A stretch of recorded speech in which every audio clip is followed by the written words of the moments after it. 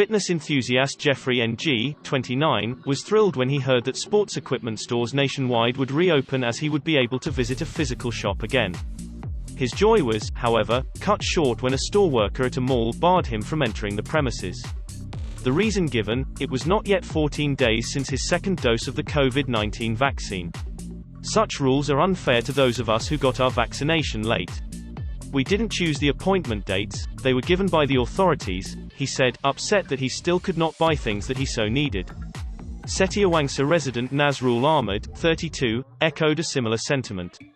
He opted into the AstraZeneca program and would only be receiving his second dose later this month. I signed up because many people were reluctant to get the jab at the time, he said. AstraZeneca shots are administered 9 weeks apart, unlike Pfizer and Sinovac that are given 3 weeks apart. The government relaxed certain rules starting August 20, allowing those fully vaccinated to dine in, participate in outdoor activities and go to night markets. Since then, many shops in malls began adopting a similar rule requiring customers to show proof of their COVID-19 vaccination before allowing them in. There are, however, several malls in the city with different entry requirements, as Star Metro found. Even shops within the malls had differing requirements, leaving visitors confused.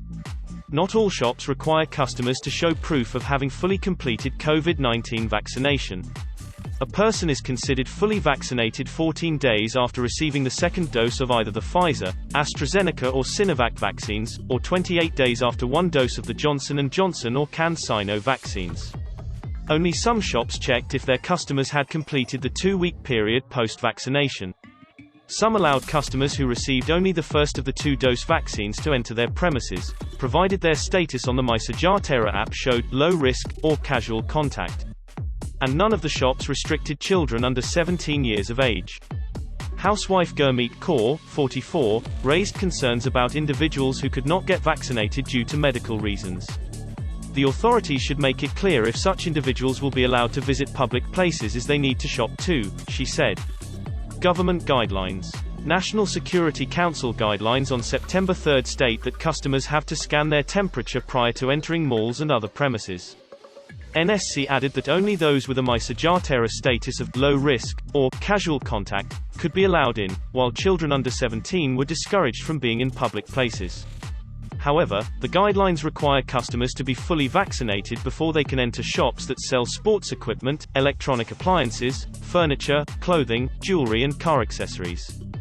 Domestic Trade and Consumer Affairs Ministry, in a statement to Star Metro, said malls had the prerogative to limit entry to only those fully vaccinated, although the government did not specifically require it. We believe that such a move is made by the managements to ensure all in their premises are safe. However, such a move must be made with care to ensure it does not violate any laws and risk discriminating anyone, especially those who are yet to be fully vaccinated. Industry's opinion. Malaysia Shopping Malls Association, in a statement to Star Metro, said it had advised its members to allow entry only to those whose MySejahtera status showed low risk or casual contact. It, however, added that it was up to the mall managements and shop owners if they wanted to limit entry only to those fully vaccinated. One Utama shopping center in Petaling Jaya said non-essential businesses required customers to present their COVID-19 vaccination certificate before entering. Its public relations manager Lee Lian said they allowed entry to those whose MySejahtera status was low risk, in addition to the usual standard operating procedure of getting their temperature checked and practicing physical distancing.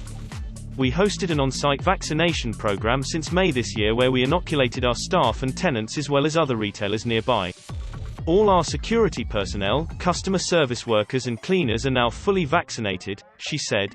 Sunway Malls and Theme Parks Chief Executive Officer H.C. Chan said their shops put up notices outside their premises to notify customers that only those fully vaccinated would be permitted entry. This is also communicated to our shoppers via our social media platforms, he said. He revealed that there was a gradual increase in sales, although this was toned down by the limit on the number of shoppers allowed due to the additional entry requirements. Hopefully we can achieve about 50% to 60% of our normal sales, or possibly higher, by the end of this month, he added. Public support. Not everyone is on board the critiques train against malls and business premises that allowed entry only to those who are fully vaccinated.